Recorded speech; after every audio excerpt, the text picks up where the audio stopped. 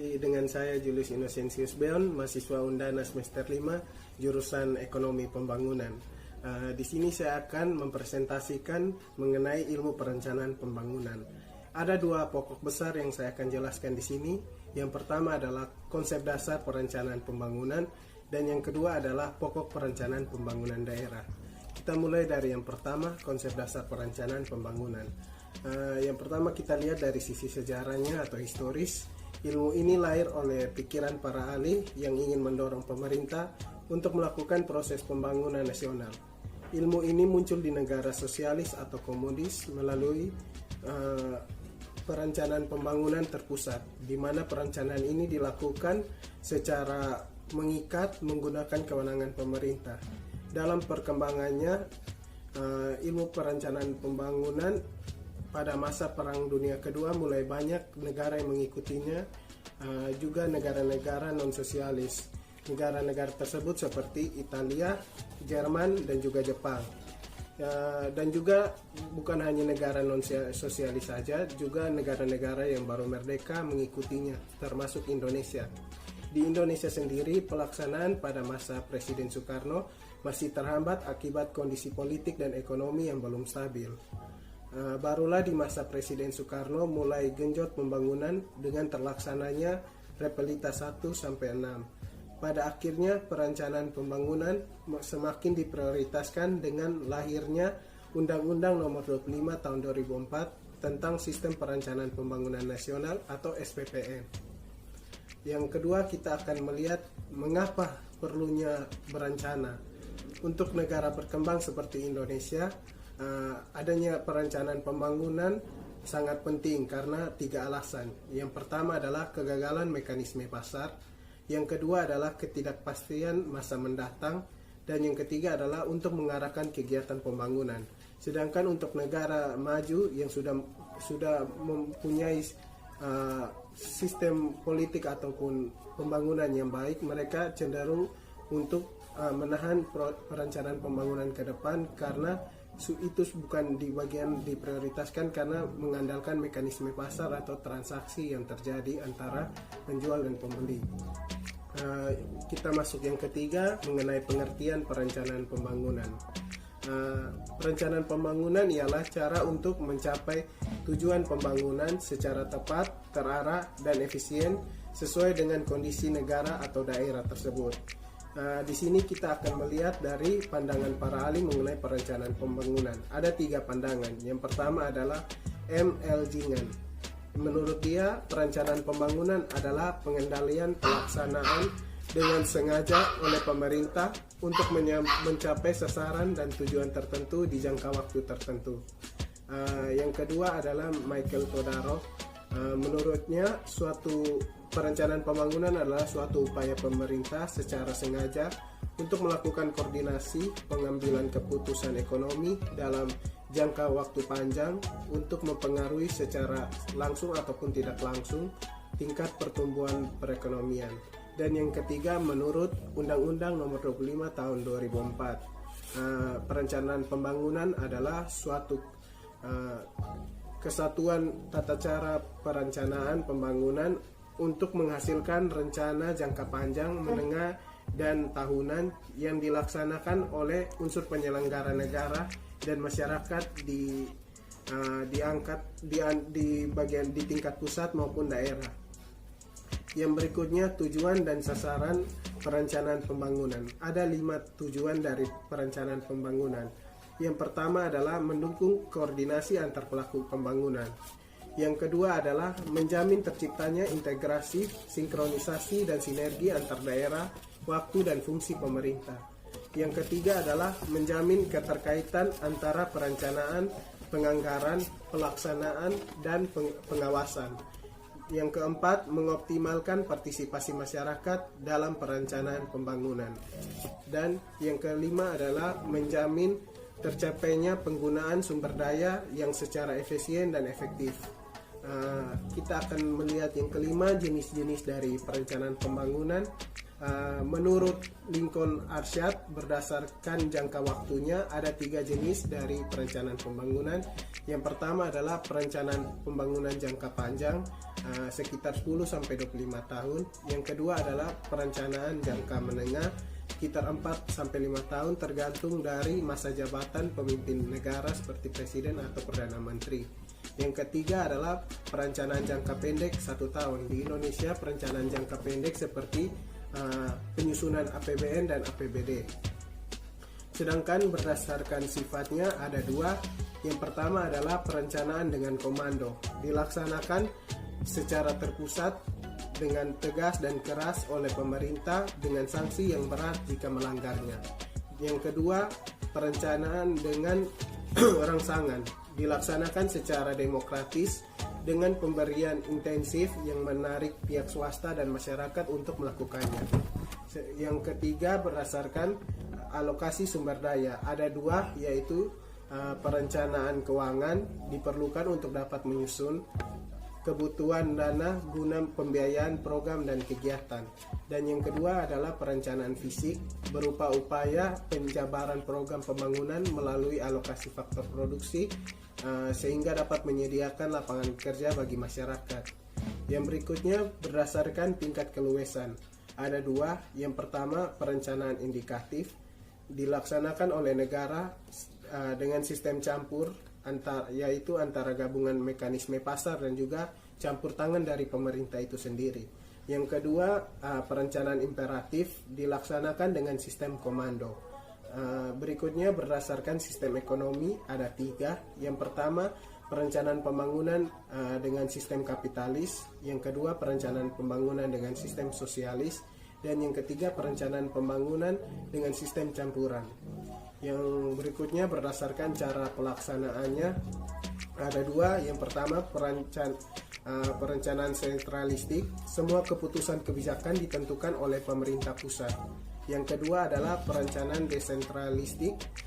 Kewenangan pembangunan terbagi pemerintah pusat dan daerah, tetapi tetap sesuai dengan rencana pembangunan oleh pemerintah pusat.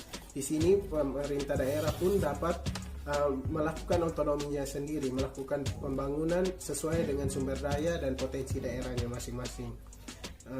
Selanjutnya kita akan melihat tahapan perencanaan pembangunan. Ada 4 tahapan perencanaan pembangunan. Yang pertama adalah tahap penyusunan rencana. Yang kedua adalah tahap penetapan rencana. Yang ketiga ada tahap pengendalian pelaksanaan rencana. Dan yang keempat adalah tahap evaluasi keberhasilan rencana. Yang berikutnya kita akan melihat siklus dari perencanaan pembangunan. Ada 10 siklus dari perencanaan pembangunan itu sendiri. Yang pertama adalah penilaian keadaan saat ini. Yang kedua, penilaian arah pembangunan masa mendatang. Yang ketiga, formulir tujuan dan sasaran pembangunan. Yang keempat, mengkaji alternatif strategi pembangunan. Yang kelima, menetapkan prioritas pembangunan. Yang keenam, merumuskan kebijakan pembangunan. Ketujuh, identifikasi program dan kegiatan. Kedelapan, menetapkan perkiraan dan investasi yang dibutuhkan. Yang kesembilan, menetapkan indikator kerja. Dan yang ke-10, penyusunan rencana tindak. Untuk ciri-ciri perencanaan sendiri, perencanaan yang dianggap baik untuk nasional ataupun untuk daerah ada 8 ciri-ciri. Yang pertama, tersusun secara lengkap termasuk dari bantuan oleh sektor swasta. Yang kedua, memasukkan evaluasi perekonomian masa lalu. Yang ketiga, merinci tujuan dan prioritas pembangunan. Yang keempat, menerjemah tujuan ke dalam target pembangunan. Yang kelima, strategi dan kebijakan bersifat spesifik. Yang keenam, berisikan perencanaan kebutuhan investasi. Yang ketujuh, memuat proyeksi selama periode perencanaan. Dan yang kedelapan, mempunyai kaitan yang jelas dengan perencanaan pembangunan lainnya. Itu untuk materi konsep perencanaan pembangunan. Selanjutnya akan dilanjutkan dengan materi kedua adalah unsur pokok perencanaan pembangunan daerah. Yang pertama adalah kondisi umum dari daerah tersebut. Penting untuk melihat kondisi umum daerah tersebut karena untuk dapat mengetahui secara jelas bagaimana kondisi objektif yang terdapat pada daerah tersebut yang selanjutnya akan dijadikan sebagai landasan utama untuk menyusun rencana ke depan secara realistis. Analisis ini biasanya meliputi aspek geografis, sumber daya alam, agama, budaya, penduduk, sumber daya manusia, potensi ekonomi daerah, hukum dan juga pemerintah. Di mana ini cara melakukan analisis kondisi umum daerah ini ada dua. Yang pertama adalah analisis SWOT. Analisis SWOT mengenai melihat ada 4 aspek dari daerah tersebut. Yang pertama adalah kekuatan atau strength, kelemahan atau weakness, peluang atau opportunities. Yang keempat, ancaman atau threat yang dihadapi oleh sebuah daerah. Yang kedua, analisis indikator pembangunan daerah tersebut selama periode 5-10 tahun. Kita juga harus melihat yang kedua, visi dan misi pembangunan dari daerah itu. Visi adalah kondisi yang ingin dicapai di masa mendatang setelah mengimplementasikan strategi dan kegiatan pembangunan. Visi yang baik harus menyangkut kebutuhan mendasar dari masyarakat, disusun secara singkat dan mudah dimengerti, serta jelas jangka waktu diwujudkannya. Sedangkan untuk misi adalah cara umum dan bersifat pokok yang dilakukan dalam mewujudkan visi yang telah ditetapkan. Yang ketiga adalah sasaran dan target pembangunan daerah. Sasaran dan target pembangunan daerah adalah bentuk konkret dari tujuan yang ingin dicapai, dapat bersifat makro, sektoral, dan juga wilayah. Makro seperti pertumbuhan ekonomi, kemakmuran masyarakat, kemiskinan, distribusi pendapatan, keuangan daerah, investasi, dan juga pengangguran. Sedangkan sektoral membahas kemajuan yang dicapai sektor bersangkutan seperti jumlah produksi, penciptaan lapangan kerja, ekspor dan impor. Sedangkan untuk wilayah menyangkut kemajuan unsur-unsur dari sektor makro dan juga sektoral. Yang keempat, kita membahas mengenai strategi pembangunan daerah. Bentuk dari strategi secara teoritis ada 4. Yang pertama adalah strategi klasik, dipakai saat keadaan normal untuk mencapai keuntungan yang maksimum. Yang kedua adalah strategi sistematik, dipakai di saat keadaan normal untuk mencapai keuntungan yang optimum. Yang ketiga adalah strategi evolusi, dipakai saat keadaan krisis untuk mencapai keuntungan yang maksimum. Yang keempat adalah strategi proses, dipakai dalam keadaan krisis untuk mencapai keuntungan yang optimum. Sedangkan sifat dari strategi itu ada 2. Yang pertama adalah menyeluruh. Dalam jangka menengah biasanya dipakai dalam jangka menengah dan jangka panjang untuk meningkatkan pertumbuhan ekonomi melalui tabungan dan juga investasi. Yang kedua adalah parsial. Sifat dari parsial ini biasanya dipakai dalam jangka pendek, berkaitan dengan alokasi dan distribusi anggaran, pendapatan dan belanja untuk mencapai tujuan tertentu dari suatu daerah. Berikutnya kita akan melihat mengenai kebijakan pembangunan daerah.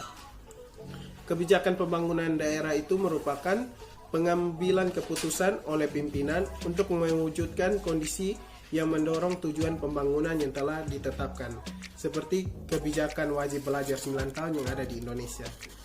Aspek yang harus diperhatikan dalam penentuan kebijakan adalah aspek visi dan misi pembangunan daerah itu, kondisi dan potensi daerah yang dimiliki, permasalahan pokok pembangunan, dan juga proyeksi pembangunan ke depan yang dicanangkan oleh suatu daerah yang berupa dari pemikiran oleh pemimpin daerahnya.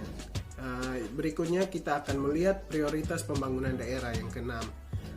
Dalam menentukan prioritas pembangunan daerah harus mempertimbangkan beberapa hal. Ada 6 hal yang harus dipertimbangkan. Yang pertama, harus berhubungan erat dengan visi dan misi pembangunan daerah. Yang kedua, prioritas harus mempertimbangkan kehidupan sosial ekonomi seperti pertanian, sumber daya manusia, dan juga industri. Yang ketiga, merupakan sektor unggulan dan mempunyai keuntungan komparatif yang tinggi. Yang keempat, prioritas tersebut harus dapat mendukung kegiatan lainnya. Yang kelima, prioritas tersebut harus layak atau produktif secara keuntungan.